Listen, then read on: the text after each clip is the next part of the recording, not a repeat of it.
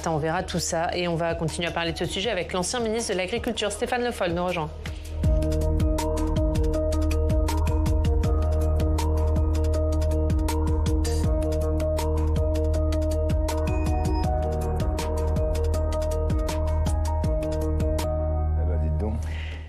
Notre invité politique ce matin, c'est Stéphane Le Foll. Bonjour. Bonjour. Merci beaucoup d'être avec nous, maire socialiste du Mans, ancien ministre de l'Agriculture. On va évidemment beaucoup parler de ce sujet. On est ensemble pendant 20 minutes pour une interview en partenariat avec la presse régionale, représentée par Fabrice Vesser-Redon du groupe EBRA. Bonjour Fabrice. Bonjour Oriane, bonjour Stéphane Le Foll. Bonjour. Stéphane Le Foll, la FNSEA et les jeunes agriculteurs d'Île-de-France appellent donc à un siège de Paris pour une durée indéterminée. Est-ce que vous les encouragez à ce blocage ? Non. Je trouve que la FNSEA, qui au début a été débordée par ce qui s'est passé dans le sud-ouest en Occitanie, et j'aurai un mot d'ailleurs pour M. Baye, c'est sa Baye qui a été... Jérôme Baye. Jérôme Baye qui a été, après avoir obtenu ce qu'il souhaitait en partie, a été beaucoup insulté.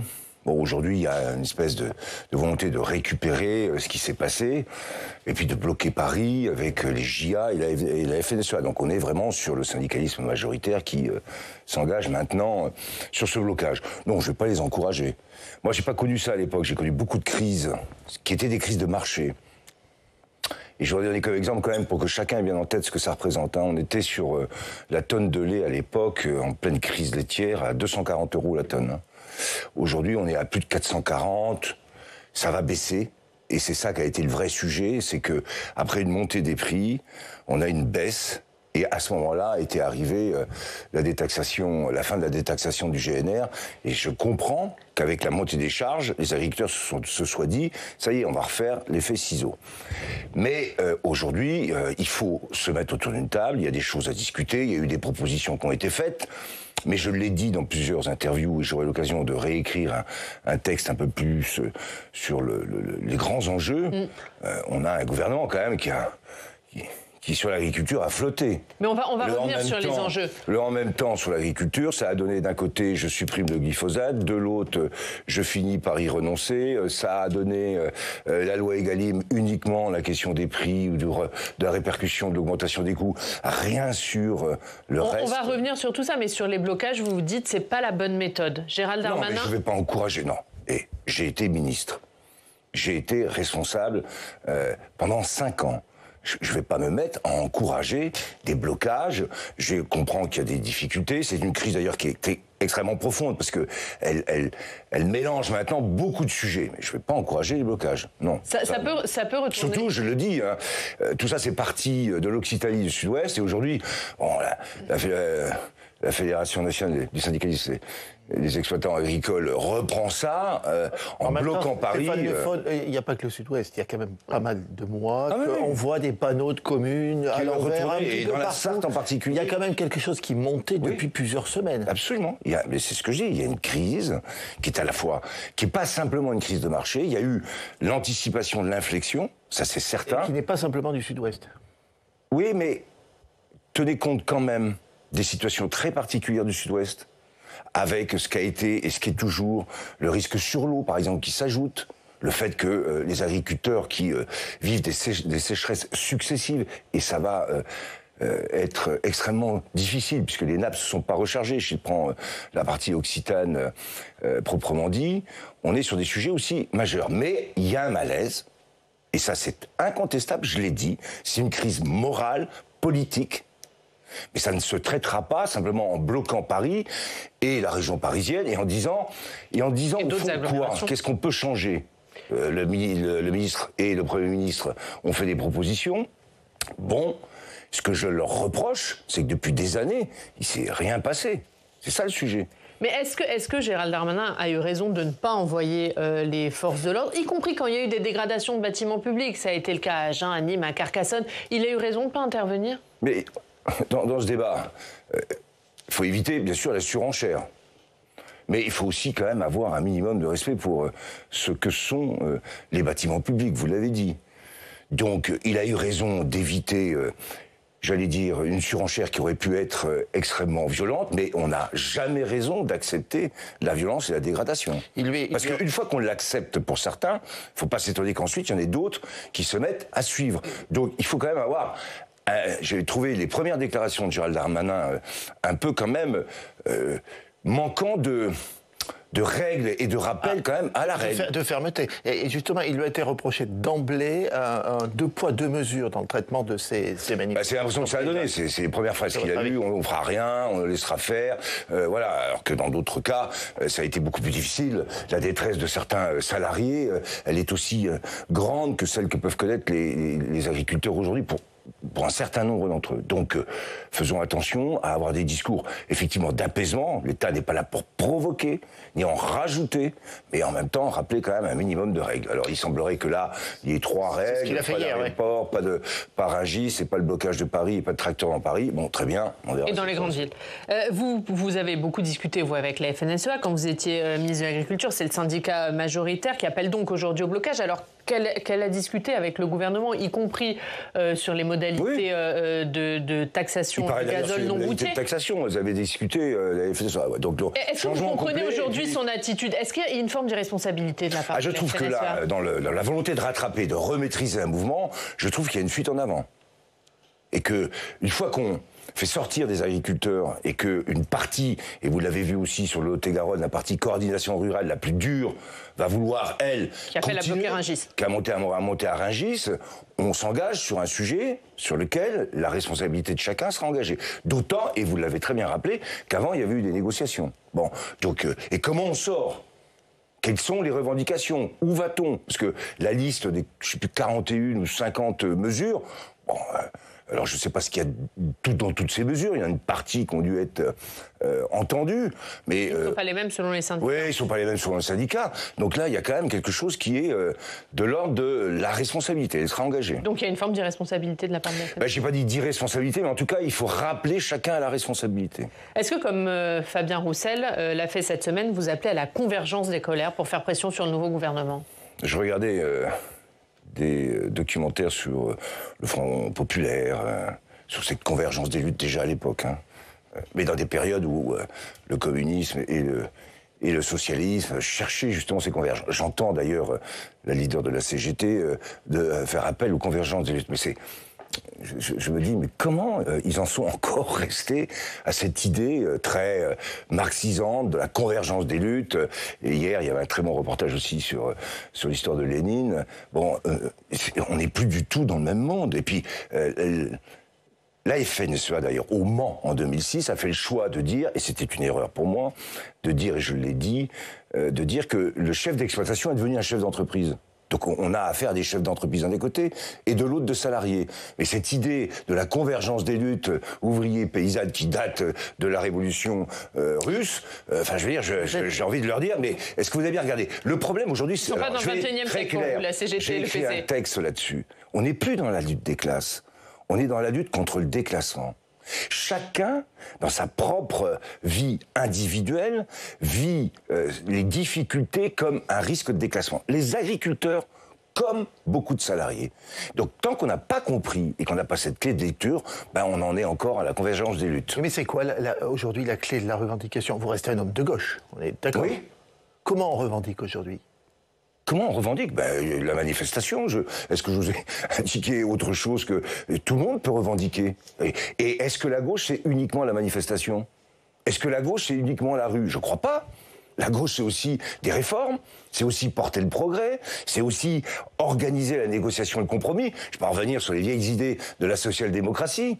Mais enfin, à force de l'oublier et à force d'avoir été soumis à cette ligne de la convergence des luttes, on finit par oublier ce qu'est, au fond, une manière démocratique de gérer et des colères et des intérêts divergents. Ça commence par organiser du dialogue.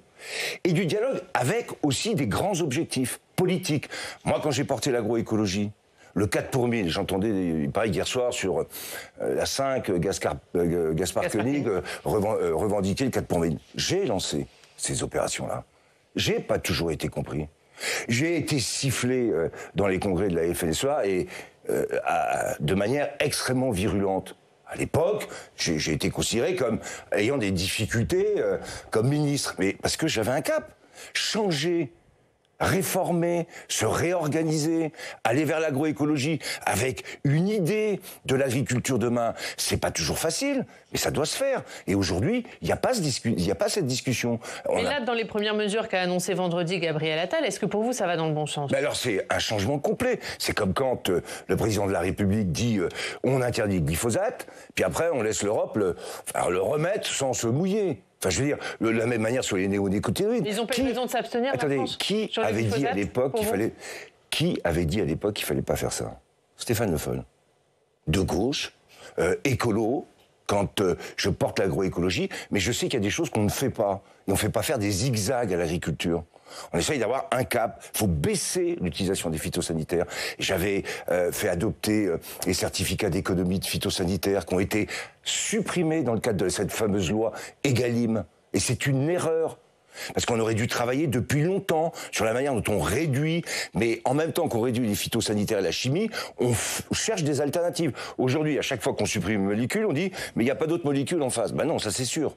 C'est pas une molécule pour une autre. Aujourd'hui, parce que c'est ce que disent les agriculteurs, il n'y a pas de solution. On interdit, il n'y a pas de solution. Mais pourquoi? Parce que personne n'a jamais cherché de solution. Moi, je sais très bien que l'objectif qu'on avait fixé de baisse de 30% des phytosanitaires, on pouvait tout à fait l'atteindre. Tout à fait l'atteindre. Si c'était cohérent... Est-ce que dans l'état actuel de l'agriculture, il faut les interdire, ces pesticides, ou on n'a pas les moyens pour le moment? Les CEPP, quel était l'objectif? C'était de dire qu'on baissait les ventes de phyto en chimie de 30% en 5 ans. Et que si au bout de 5 ans, il n'y avait pas eu la baisse de 30%, on avait une taxe qui s'appliquait pour pouvoir engager des processus. On savait très bien qu'on pouvait, sur la base de ce qu'avaient été les fermes défis et les expérimentations qui étaient faites, baisser de 30% la totalité de l'utilisation des phytosanitaires. Je vais vous prendre des exemples très simples. Quand vous regardez aujourd'hui la vigne avec l'enherbement des vignes, il y a 20 ans, une vigne, elle devait être propre, sans herbe. Aujourd'hui, on a compris que c'était pas la peine d'utiliser des herbicides. On peut combiner vigne et enherbement. Bon, et on économise d'autant plus d'herbicides, en particulier le fameux glyphosate. Donc tout ça, ça se travaille. Tout ça, ça se discute. Mais faut-il être capable, encore, d'avoir une méthode et d'avoir des objectifs? Il n'y a pas de méthode, il n'y a pas d'objectif. Donc au bout du compte, vous arrivez, et je vous entends, et très bien, vous dites, on interdit, mais il n'y a pas d'alternative. Oui, et on va continuer comme ça longtemps. Tant qu'on ne se met pas en situation de chercher des alternatives et de s'organiser pour baisser le recours aux phytos, vous restez dans la situation dans laquelle vous êtes. Donc l'agroécologie, c'est encore la voie à suivre pour vous aujourd'hui? C'est non seulement la voie à suivre... Est-ce qu'il n'y a pas trop de normes environnementales et de normes écologiques au détriment des agriculteurs? Justement, l'agroécologie, c'est pas les normes. C'est comment on s'organise pour utiliser ce qui est disponible, c'est-à-dire la photosynthèse, l'énergie solaire, ce qui est gratuit. Je reviens sur les vers de terre qui travaillent à la place du labour. Comment on utilise tout ça pour éviter d'être en besoin de financement très important pour acheter du matériel, et comment on fait à partir de là pour s'organiser pour y arriver? C'est ça la question. J'avais mis en place les groupements d'intérêts économiques et environnementaux qui permettent de regrouper, de faire des assolements sur beaucoup plus de surface, ce qui est beaucoup plus intelligent en termes de rotation, et ce qui permet justement aussi d'éviter des recours en multipliant la diversité des végétaux que vous utilisez, d'éviter d'utiliser des phytosanitaires. Tout ça, ça existe. Il faut avoir envie. Un mot sur la question des revenus, après je donne la parole à Fabrice. C'est aussi évidemment l'un des sujets, les faibles revenus de beaucoup d'agriculteurs. Gabriel Attal et Bruno Le Maire se sont montrés très fermes ces derniers jours avec la grande distribution pour qu'ils respectent la loi Egalim, qui est censée rééquilibrer les choses entre les agriculteurs et la grande distribution. Ils ont la bonne ligne pour vous? Alors la loi Egalim, c'est je répercute l'augmentation des coûts de production sur les prix de vente et la grande distribution doit les répercuter. C'est ça la loi Egalim. Si on dit que la grande distribution fait trop de marge, alors c'est pas la loi Egalim qu'il faut faire, hein. C'est une loi qui limite les marges. Vous voyez le problème? Donc c'est pas la bonne voie, la loi Egalim. La loi Egalim, moi je ne suis pas opposé à la loi Egalim, mais d'avoir tout focalisé sur la loi Egalim, comme si d'ailleurs les questions de marché, des équilibres sur le marché n'existaient plus, et qu'il n'y avait plus qu'une seule question, c'était la répercussion des coûts. Ça, c'était aussi une ligne de la FNSEA que j'ai connue. Moi à l'époque, j'étais sur la contractualisation, et j'étais pas simplement sur ce mécanisme. Il peut être utile, j'en discute pas. Mais aujourd'hui, si la question c'est la grande distribution continue à faire des marges en répercutant les coûts, donc elle les répercute plus ou moins bien. Si elle continue à faire des marges, ça veut dire qu'elle vend un peu plus cher. Donc c'est pas la question de la répercussion des coûts qui est posée, c'est la question de la limitation des marges. Donc si M. Bruno Le Maire et M. Attal sont cohérents, si c'est un problème de marge, il faut limiter les marges. Donc faire une autre loi.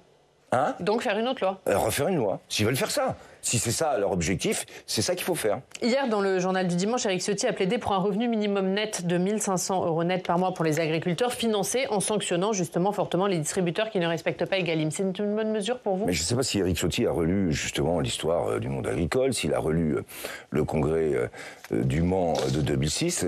Je l'ai dit, on est passé de chef d'exploitation à chef d'entreprise. On a individualisé le rapport, j'allais dire, de manière économique. On a ramené l'exploitation à une entreprise. Bon, une entreprise, si vous dites à des entreprises aujourd'hui que vous allez avoir un revenu minimum, ça veut dire que vous avez des salariés. Donc je ne sais pas où... Là, on est dans la surenchère de propositions qui vont arriver les unes derrière les autres pour essayer de régler tous les problèmes. Enfin, M. Ciotti fait quelquefois des ciotismes. C'est-à-dire de dire on va faire un revenu minimum sur l'agriculture à 1 500 €, ça veut dire qu'on est sur un SMIC, mais à ce moment-là, on est dans le salariat, on n'est plus dans l'exploitation agricole. Oui, vous-même, vous préconisez, vous prenez la refonte totale du modèle agricole français. Vous avez européen d'ailleurs. Oui, mais justement, vous avez été député européen, d'où ma question. Est-ce que c'est possible dans l'organisation européenne actuelle? Mais bien sûr.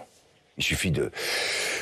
Moi, la première patte que j'ai négociée, on a eu le premier verdissement.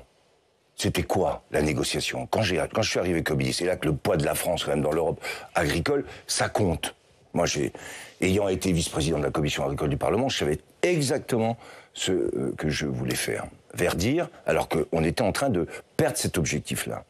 Donc on peut le faire. Et au contraire, ce qui se passe aujourd'hui, c'est que la nouvelle PAC, qui en a discuté? Vous avez entendu parler de la nouvelle PAC? Personne n'en a discuté. Il y a ce qu'on appelle une renationalisation de la PAC. C'est-à-dire qu'on a renvoyé, on a pris tout ce qu'on avait négocié en 2013. Ça, c'est un socle. Le verdissement que j'avais négocié, c'est le socle. Et après, on a renvoyé à ce qu'on a appelé une renationalisation avec, je ne sais plus comment ça s'appelle, les plans stratégiques pour l'environnement. Donc chaque État fait un plan stratégique. Donc on renvoie aux États. D'où le débat agricole et des agriculteurs qui, là, pour le coup, est juste, c'est la transposition. C'est-à-dire qu'on a le sentiment que le socle de base, il est pour tout le monde, et puis après, chaque État en rajoute. Alors qu'il faudrait au contraire avoir un socle plus exigeant, mais pour tout le monde le même. C'est ça la question qui est posée. Eh bien, dans cette réforme qui a été négociée, je suis désolé de le dire, au lieu de négocier pour tout le monde à l'échelle européenne, on a renvoyé chacun à sa responsabilité nationale. Ben voilà, il arrive ce qu'il arrive. Une dernière question là-dessus. Avec la guerre en Ukraine et pour soutenir les Ukrainiens, il y a eu beaucoup d'importations de produits ukrainiens, notamment de volailles, notamment de poulet. Est-ce qu'il faut réduire ces importations pour aider les agriculteurs français? Est-ce qu'aujourd'hui, elles misent à l'agriculture française? Alors, je pense que ça nuit, bien sûr, les importations de poulet ukrainiennes. Alors, l'Ukraine va devenir le responsable de la totalité des questions des importations. J'entends maintenant aussi Jean-Luc Mélenchon qui dit qu'il faut arrêter le libre-échange. Je voudrais juste donner un exemple pour qu'on comprenne bien. Si je prends la viticulture, par exemple, on exporte 50% de plus que ce qu'on importe en vin. Et sur ces 50%, enfin sur les importations de vin, 85 viennent de l'Europe. Le jour où vous supprimez le libre-échange et donc vous exportez plus, et ça vaut pour toutes les productions, notre autoconsommation, autonomie ou souveraineté, comme ça a été appelé, elle est liée à la part de ce que l'on produit, de ce qu'on consomme et de ce qu'on exporte et de ce qu'on importe. Quand vous retirez les exportations, on a des autonomies qui sont autour de 80 à 100%, voire un peu plus pour certaines. Mais si je prends l'exemple du vin, la moitié de ce que j'exporte, va revenir sur le marché français.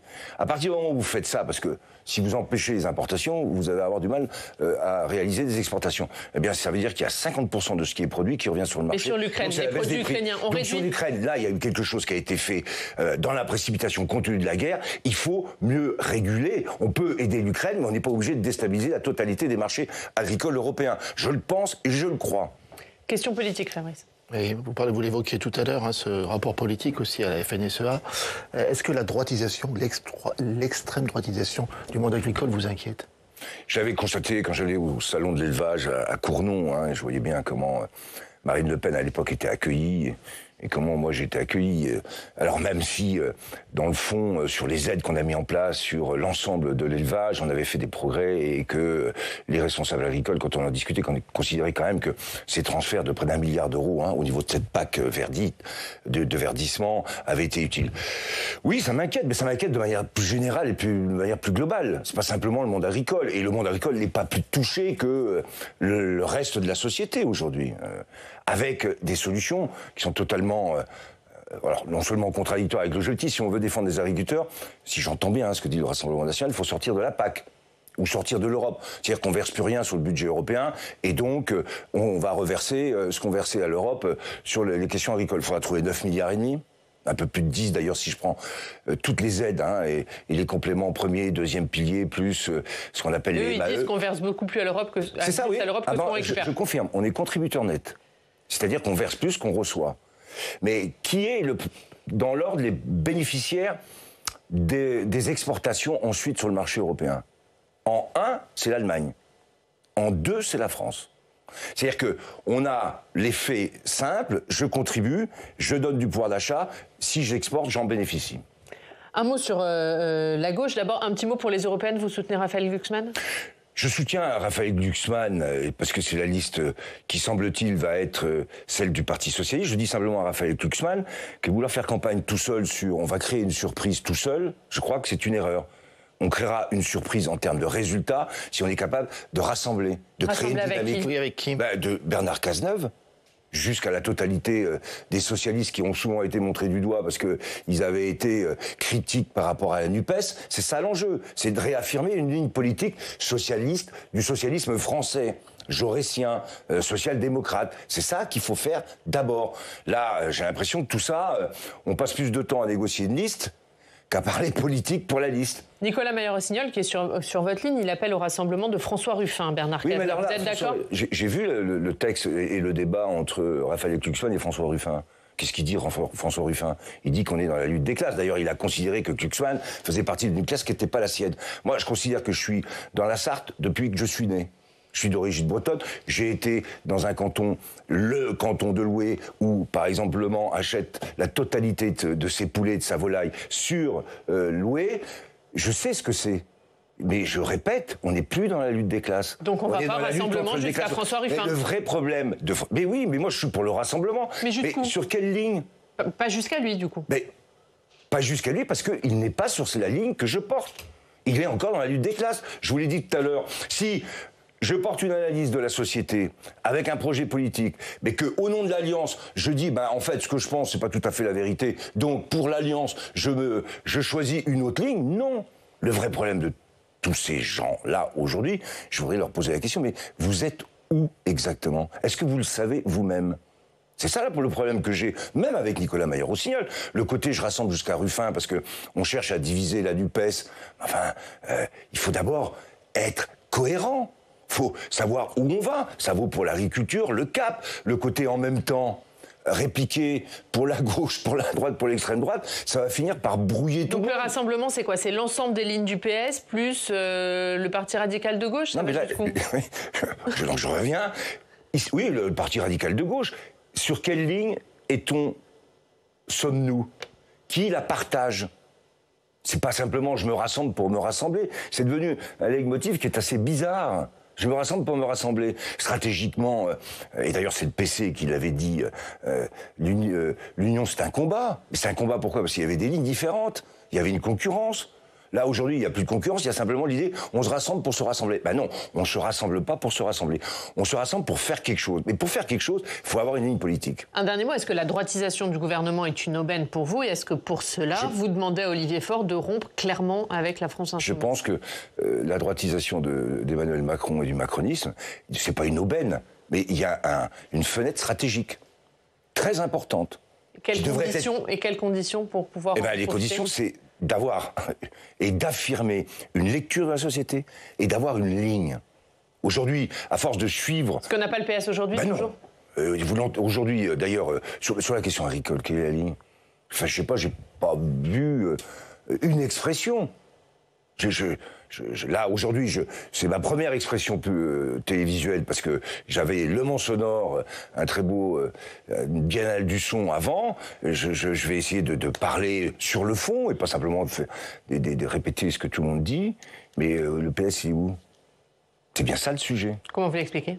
Comment je l'explique? Je l'explique parce que c'est après le quinquennat de François Hollande et le fait que François Hollande n'ait pas pu se représenter.